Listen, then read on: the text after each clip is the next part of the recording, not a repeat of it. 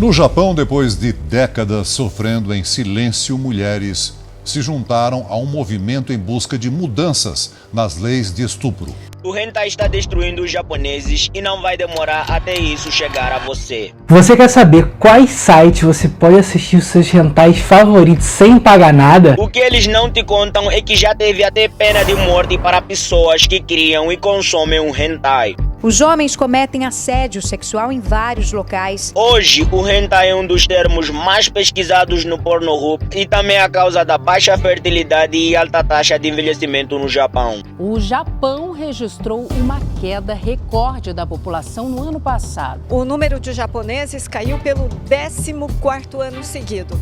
A população de 122 milhões de habitantes encolheu em 800 mil pessoas no ano passado.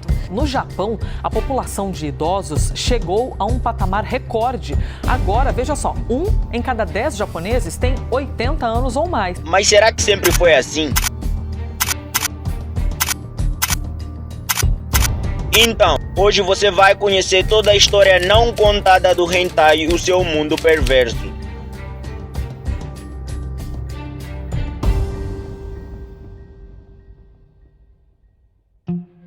Em 704 a.C., havia Shagan, que era a arte erótica japonesa. O Shagan se tornou muito popular porque naquela época retratar atos sexuais não era normal. Com o passar dos anos, o imperador começou a aplicar penalidades severas a quem publica hentai, fazendo com que todos os livros tivessem que ser aprovados pelo comissário da cidade. A censura não parou por aí, chegando a ser aplicado a penas pesadas a quem publicar hentai, como pagar 2 milhões de ienes.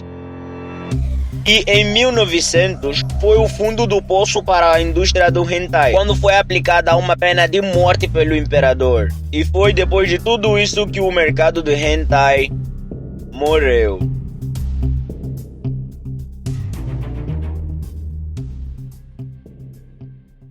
Em 1945, o imperador Hirohito anunciou que o Japão se rendia na Guerra do Pacífico.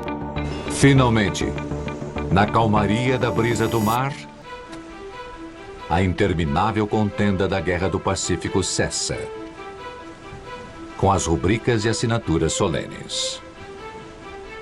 E após a rendição do Japão, o comandante supremo de todos os aliados, o general MacDougall das Nações, aboliu todas as formas de censura e estabeleceu liberdade de expressão, e isso significou que a indústria pornográfica do Japão estava de volta à ação, muito maior e melhor que antes. Foi então que um homem, Azuma Hideo, viu ali que era a chance perfeita para ganhar muito dinheiro e fazer seu nome na história para sempre. Em 1969, ele lançou o primeiro mangá hentai chamado Cipei. Esse mangá marcou a indústria pornográfica japonesa para sempre.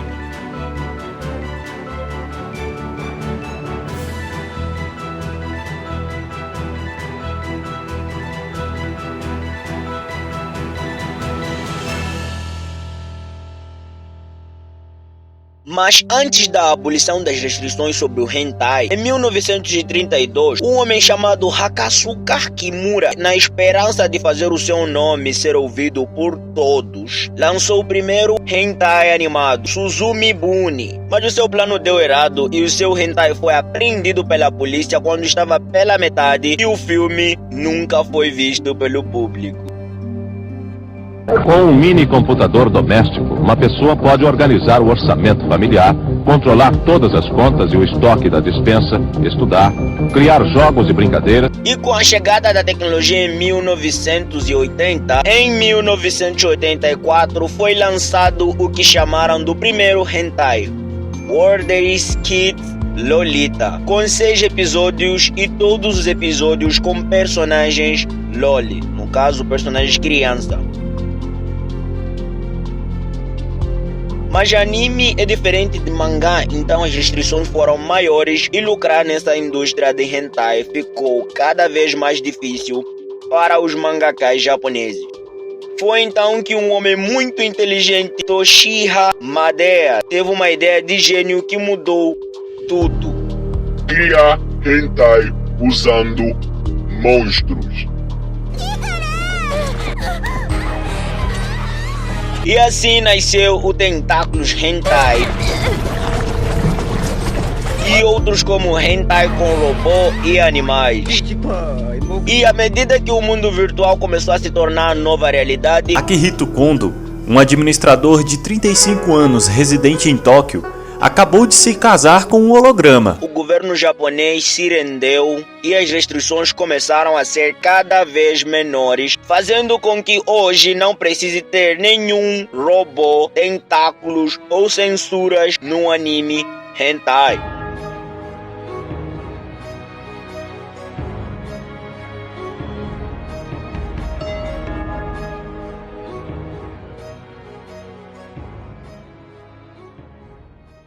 Bom, você acha que a indústria do hentai é lucrativa? Eu sei, você pode dizer. Se continua sendo produzido, deve ser lucrativo. Sim e não. Vejamos, para você fazer uma pornografia normal, você precisaria de várias pessoas e uma superprodução, e para fazer isso é preciso muito dinheiro. Os produtores sempre ganham muito dinheiro, mas os atores nem sempre ganham tanto assim. Mas você deve estar a pensar, isso é porque envolve muita coisa, mas no hentai não é assim, até porque a animação de hentai é bem inferior à dos animes normais. Mas a indústria do hentai é igual à indústria de pornografia normal. Os produtores sempre lucram, menos os funcionários. Você como mangaka ganha muito dinheiro, mas os animadores recebem a porra de um lanche na cantina. É sério. No Japão, a indústria hentai é uma das indústrias de entretenimento com salários mais baixos. Os animadores de hentai recebem salários de cerca de $9.000 por ano. Os dubladores recebem entre $150 e $450 por vídeo. Animadores e dubladores são terrivelmente mal pagos nessa indústria. Então, por que eles continuam trabalhando nisso? Acho que é puro prazer, afinal é porno.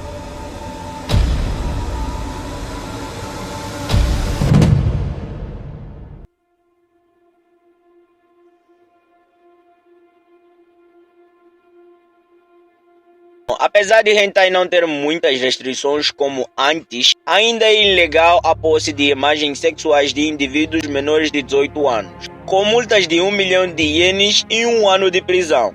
Mas para isso ser possível hoje, não foi graças ao governo japonês. O Partido Democrático Japonês, juntamente com várias associações da indústria envolvida em anime e mangá, protestaram contra o projeto de lei da pornografia infantil, dizendo: embora apreciamos que o projeto de lei protege as crianças, ele também restringe a liberdade de expressão. Mesmo com isso, a lei foi finalmente aprovada em junho de 2004, depois que a regulamentação de anime e mangá lolicon foi removida do projeto. Esta nova lei entrou em vigor em 2015, proibindo a porn infantil na vida real.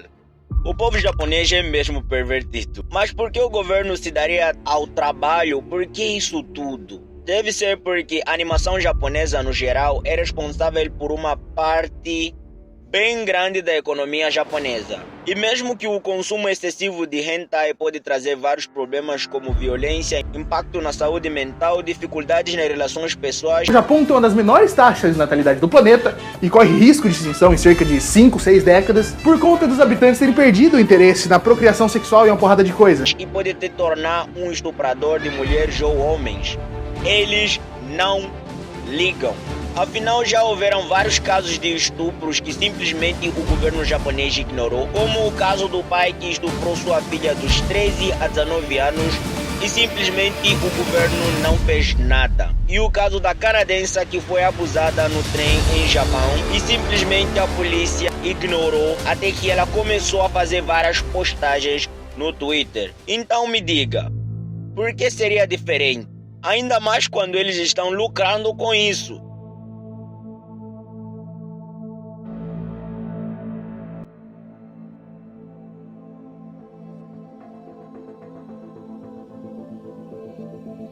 O povo japonês cometeu um grande erro ao deixar o hentai dominar o país, pois diferente da pornografia normal, o hentai fornece ângulos perfeitos e mulheres totalmente diferentes da nossa realidade. E sem falar que você não precisa sair de casa para ver uma mulher nua. Com tudo isso acessível a todo momento, o povo japonês ficou desconectado das experiências de vida real.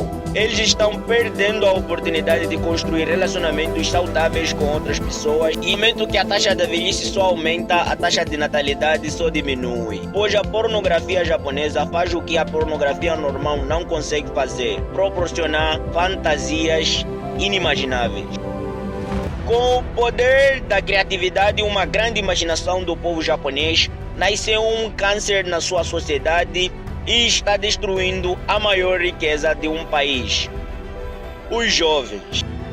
Mas para você que está por trás dessa tela, eu espero que com toda essa informação que fiz pesquisas por meses, você vai parar de consumir de vez hentai.